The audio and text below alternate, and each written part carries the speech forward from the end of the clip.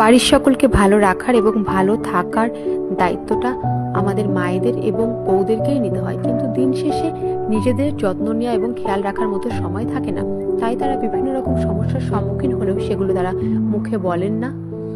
একটা নির্দিষ্ট বয়সের পর থেকে বিভিন্ন রকমের শারীরিক সমস্যা সম্মুখীন হতে হয় বেশিরভাগ মায়েদের এবং বউদের, যেমন মাসিকের সমস্যা অর্থাৎ পিরিয়ডস এর সমস্যা, পিসিওডি, পিসিওএস, এইরকম বিভিন্ন রকম সমস্যা দেখা দেয়।